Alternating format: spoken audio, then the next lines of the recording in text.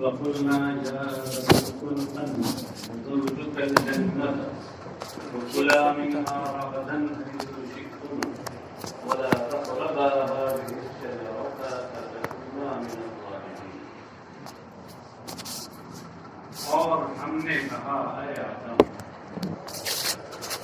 تم اور تمہاری بیوی جنت میں رہو انت وزوجک الجنة وکلا منہا رغدا اور اس میں سے بے روک ٹوک کھاؤ، کشادگی کے ساتھ بے روک ٹوک کھاؤ، ایسی شیطما جہاں سے تم چاہو، ولا تقربا هذه الشجرة اس خاص درخت کے پاس کے قریب بھی نہ ہونا، کھانا تو بہت بات ہے، استعمال کرنا قریب بھی نہ ہونا، فتکونا من الظالمین کہ تم ظالموں میں سے ہو جاؤ گے۔ یہاں دیکھیے اسکن انت وزوجک، اس میں کیا ہے؟ زوجکا کا عطف اسکن میں جو ضمیر انت ہے اس کے اندر جو ضمیر مقدر ہے اسی پہ زوجکا کا عطف ہے، مگر ایک انت اور آ گیا تھا، کیوں؟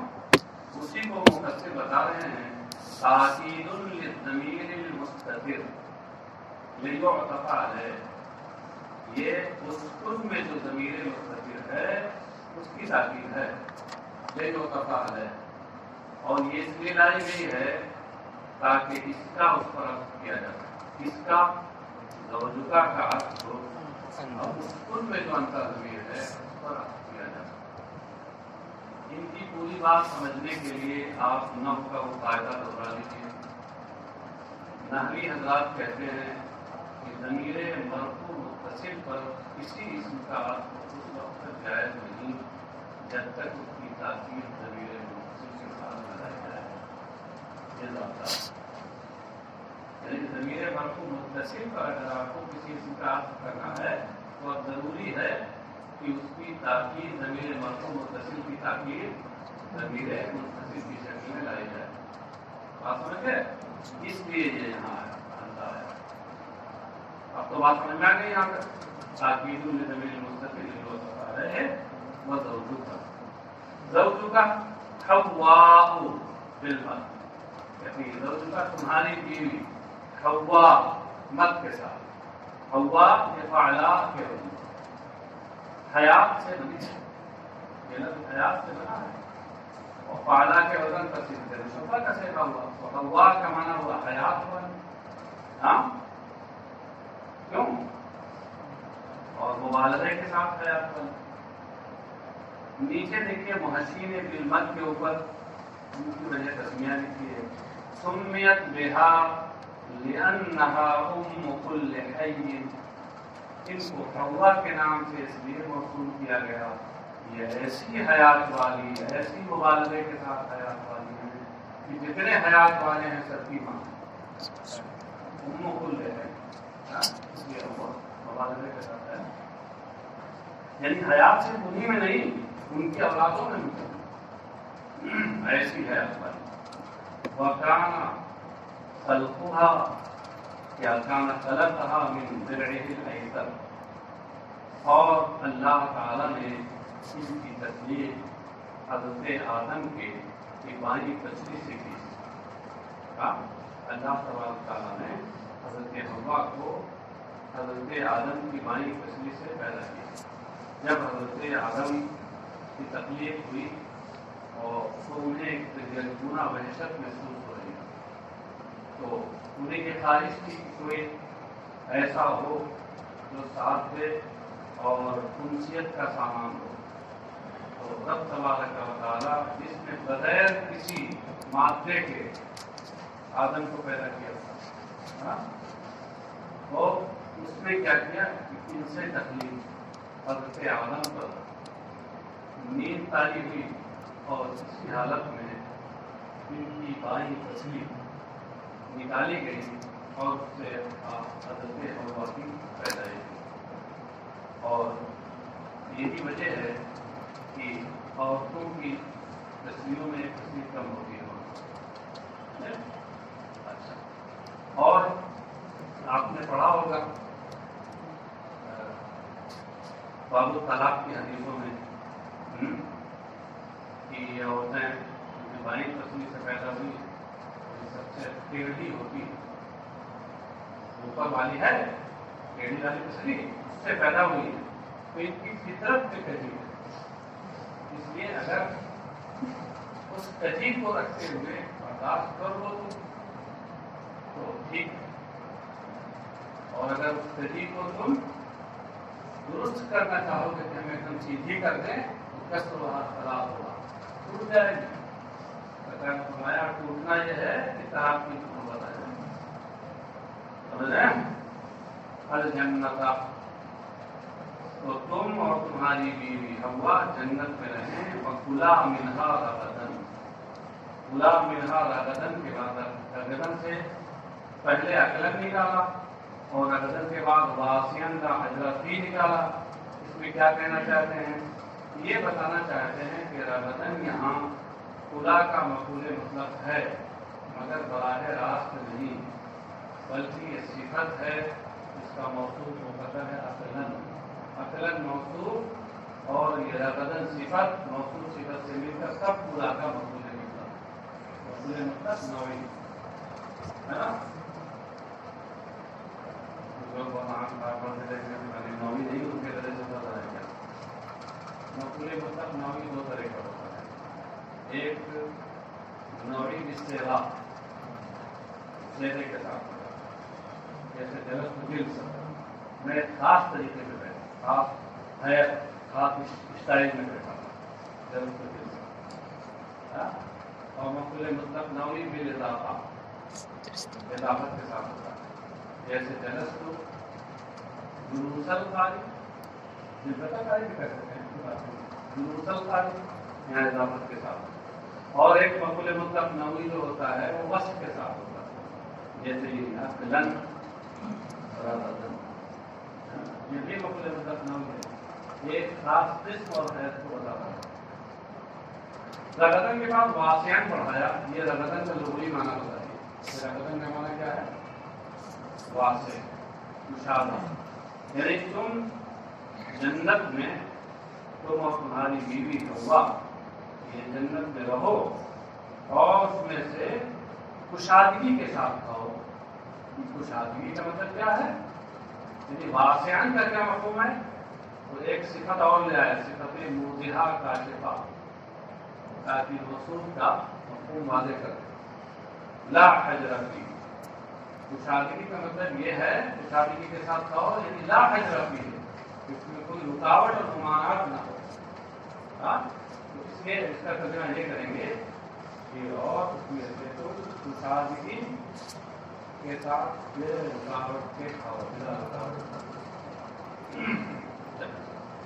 خوشی تم آج جہاں سے چاہو بلا تقربا هذه الشجرة ولا تقربا هذه الشجرة, اور اس درخت کے قریب نہ جانا. درخت کے قریب نہ جانا کیا مطلب ہے؟ بالاکل منها, اس میں با بائے تصویر ہے اور بائے تصویر کی کا وہی مفہوم اپنے ذہن میں کر لیجیے کہ جس کا مقصود ماقبل کے مصدر کی تفسیر ہوتا ہے, تصویر کشی کرتا ہے. تو یہاں لا تقربا هذه الشجرة میں یہ قرب اس کا مطلب ہوگا. قرب هذه الشجرة سے مراد کیا ہے؟ الاکل من هذه الشجرة, اس درخت کے قریب نہ جانا مطلب یہ ہے کہ درخت نہ کھانا. یہ مبالغے کے طور پر وہ تعبیر لا تقربا هذه الشجرة کی یہاں بیان کی. یعنی حاصل یہ ہے کہ کھانا تو دور کی بات قریب ہی نہیں. بات ہو اس کی صلاح کی. اب وہ درخت کون تھا هذه الشجرة, اس میں روایات مختلف ہیں. یہ آپ کے مفسر لکھتے ہیں وہی الحنطۃ, یہ گیہوں تھا. ابل کرو یا انگور کی بیل تھی اور غیر یا ان کے علاوہ اور غیر ایما کہہ کر کوئی بندی تفسیر کرنی نہیں تھی, اس لیے غیر ایما کہہ کر کے لپیٹ دیا. تو معاشی نے کہا کہ تھوڑا حدیث شریف ہو جائے اس میں. عید لہودی ابل تلجی ابل نقلتی ابل تھی. ان کے علاوہ کیا تھا؟ تو اخروٹ یا تنجبین یا کھجور کا درخت تھا، اب تین یا تیر کا درخت. اور تکونا من الظالمین، تکونا کی تفسیر میں کہہ رہے ہیں تصیرہ، اس سے اشارہ اس بات کی طرف ہے کہ یہاں کانا اپنے معنی مشہور پر نہیں ہے، کیونکہ کانا کا معنی صحابہ ہے. جو انتقال کا مفہوم دیتا ہے، انتقال من حیث الى حیث اخر، انتقال من صفت الى صفت اخر. فتکون من الظالمین، ظالمین سے مراد کیا ہے؟ العاصی، تم ظالموں میں سے ہو جاؤ گے، یعنی معصیت کاروں میں سے ہو جاؤ گے، کسی اشیاروں میں سے ہو جاؤ گے. کیونکہ معصیت یہ بھی ظلم ہے. ظلم کا مطلب کیا ہوتا ہے؟ شے کو اس کا جو محل اور مقام ہے اس میں نہ رکھنا، یہ ہے ظلم. اور معصیت میں کیا ہوتا ہے؟ یہی ہوتا ہے کہ ایک بندے کو اللہ کا حکم ماننا چاہیے، ماننے کی جگہ اس کو رکھنا چاہیے، اور وہ نہ مانے، نافرمانی کرے، تو اس کا مطلب حکم الہی کی جو جگہ ہے وہاں نہیں رکھ رہا ہے اس کو، تو یہ تو ظلم ہوا. اس لیے یہاں ظالمین سے مراد بطور کنایا عاصی. فَأَضَلَّهُمَ الشَّيْطَانُ عَنْهَا، تو الشیطان نے اس سے، جنت سے ان لوگوں کو نکال دیا. الشیطان کے بعد سب سے بڑا ابلیس کو اشارہ کیا کہ اسلام اہل کا ہے.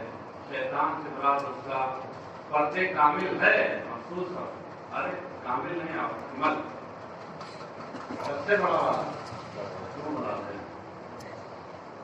اضلہم الشیطان اضلہم، اضلہ کا معنی اضلہ، شیطان دونوں کو وہاں سے لے گیا، وہاں سے نکال دیا کا مطلب ہے نکالنے کا سبب.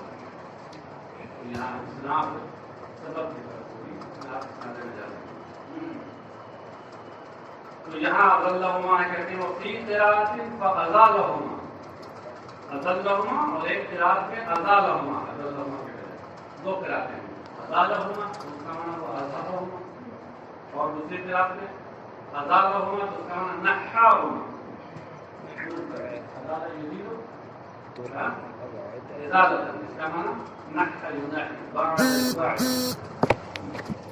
نحا، یعنی انہیں اس سے جنت سے دور کر دیا. انہا کی تفسیر میں کہتے ہیں ای جنتی.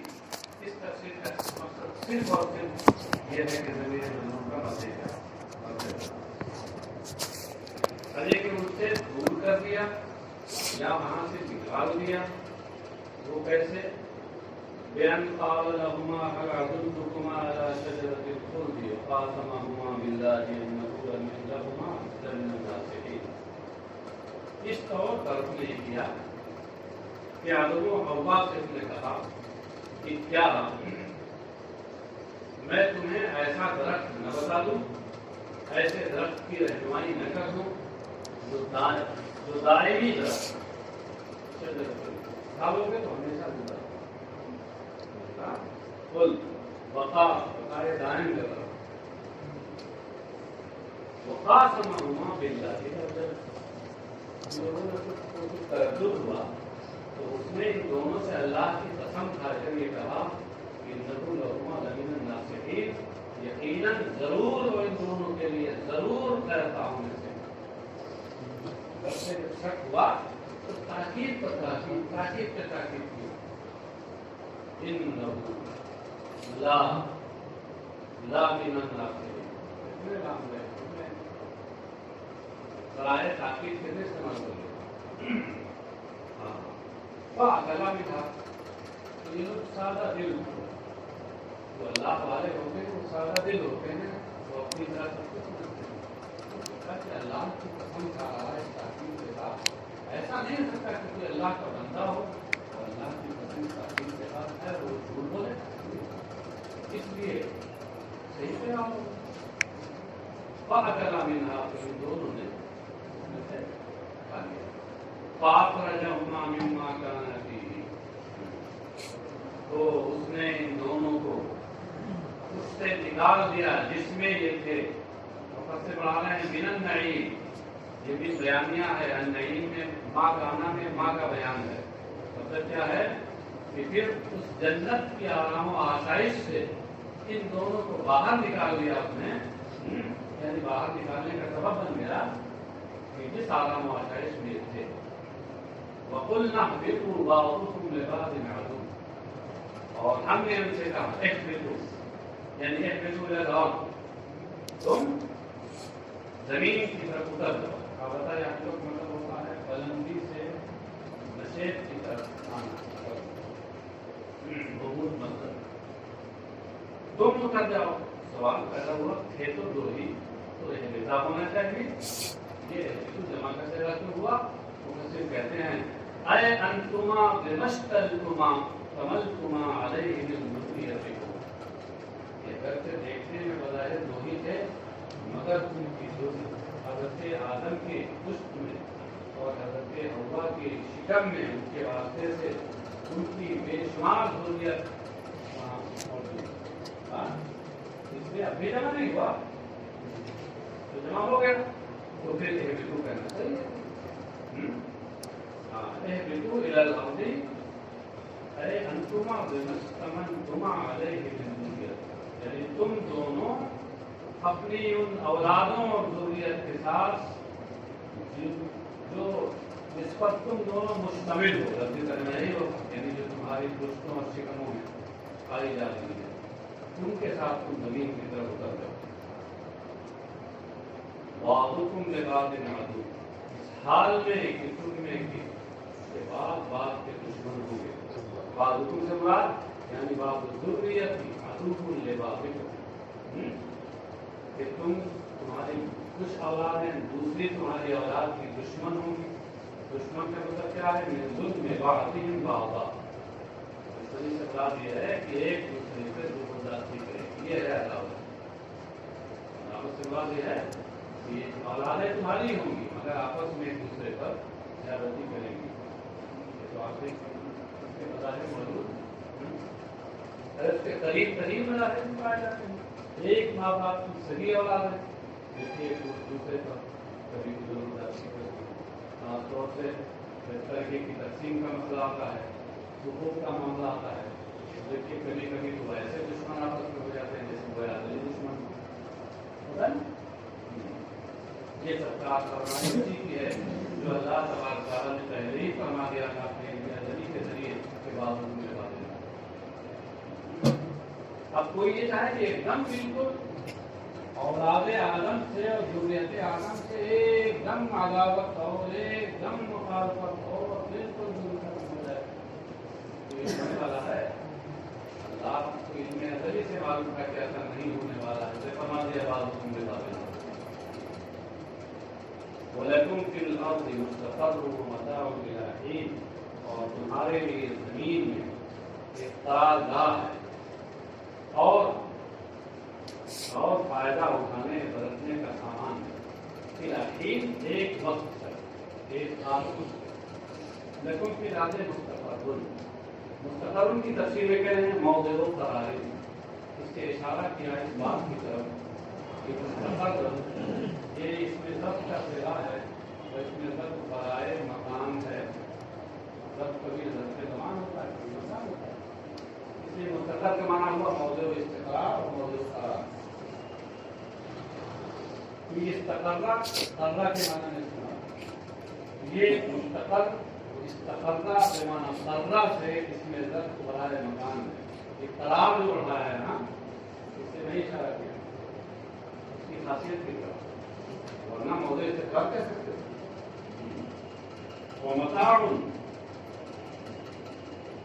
ما تمتعون به یا تمتعون به من نباتها، اور تمہارے لیے اس سے اگنے والی وہ چیزیں ہیں جس سے تم فائدہ ہوتا ہو. نباتها میں حاضر کا مطلب کیا ہے؟ تمہارے لیے زمین میں ٹھہرنے کی جگہ اور ساتھ ہی ساتھ اس سے اگنے والی چیزوں میں جو تمہارے لیے فائدے کی چیزیں ہوئی، اس سے تم فائدہ اٹھاؤ۔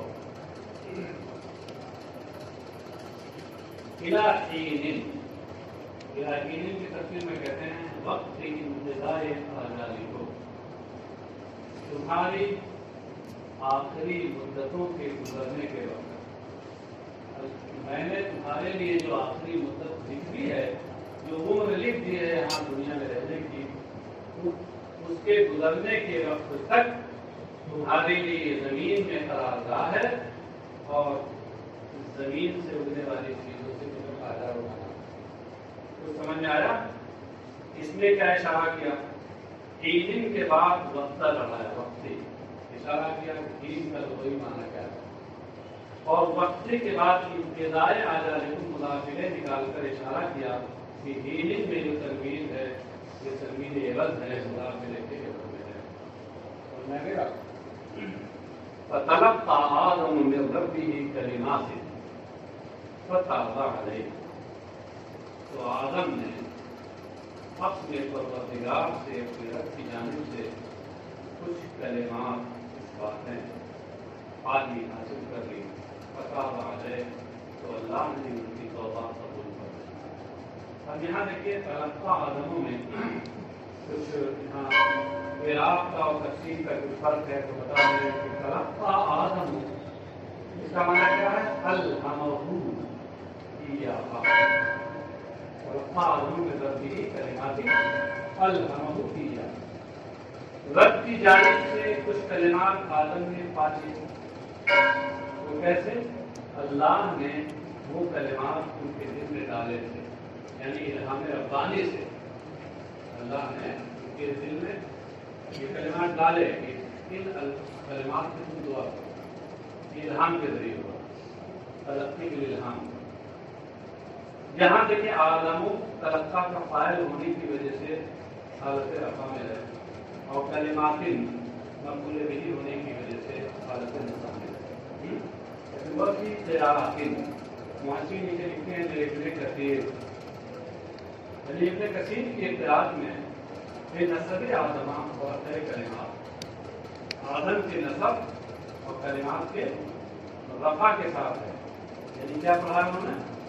تلقیٰ آدم من ربہ کلمات، یہاں تلقیٰ آدم کلمات کا معنی کیا ہے؟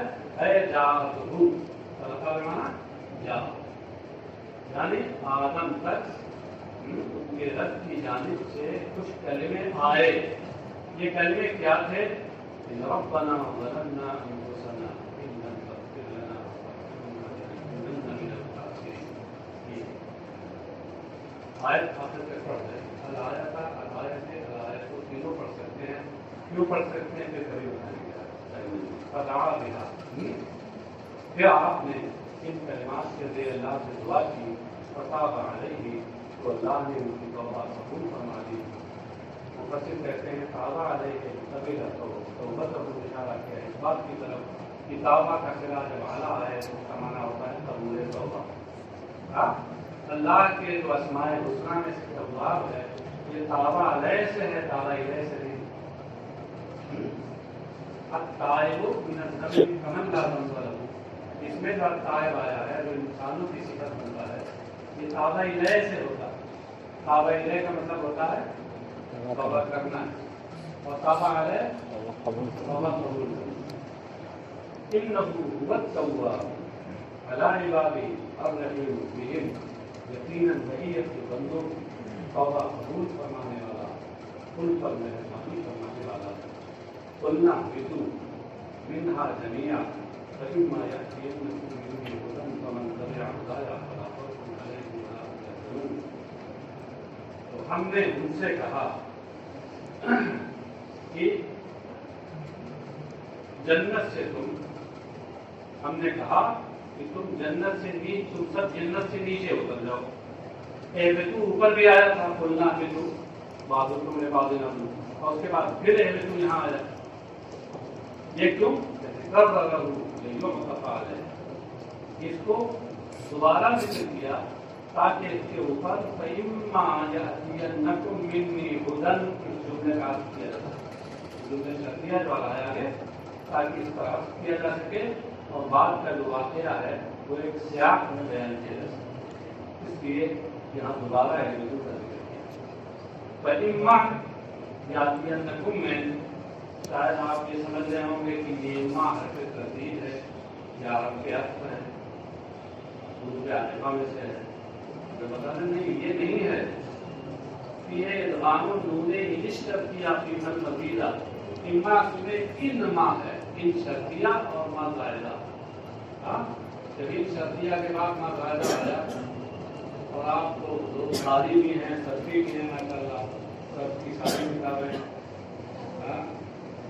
دو کے بیچ میں ہوں گے اور قاری پڑھی ہیں ماشاء اللہ. اس میں آپ نے پڑھا ہوگا دونوں میں کہ نون ساکن کے بعد حروف ربنا میں سے اگر کوئی آ جائے تو نون کو اس کا اہمیت بنا کر اسی کے اعلان کرتے ہیں. تو اس لیے نون ساکن کے بعد حروف ربنا میں سے نہیں آیا، نون کو میم سے ہوتا، میم کو میم نے ادا کر دیا.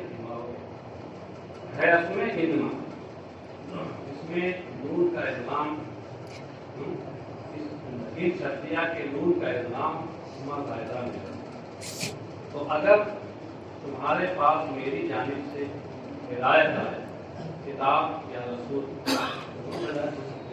فمن تبع ہدایا، تو جو میری ہدایت کی پیروی کرے. ہدایت کی پیروی کرنے سے مراد کیا؟ فآمن بی وعمل بطاعتی، اس پر ایمان لائے اور میری طاعت پر عمل کرے، یعنی فرمانبرداری کرے. فلا خوف علیہم ولا هم یحزنون فی الآخرہ، تو نہ اس پر کوئی خوف ہے اور نہ آخرت میں وہ غمزدہ ہوگا. آخرت میں وہ غمزدہ نہیں ہوں گے. کیسے؟ جیسے رسول جنت تو جنت میں داخل ہوں گے. لا خوف علیہم ولا هم یحزنون، یہ کنایہ ہے رسول جنت سے. جنت کی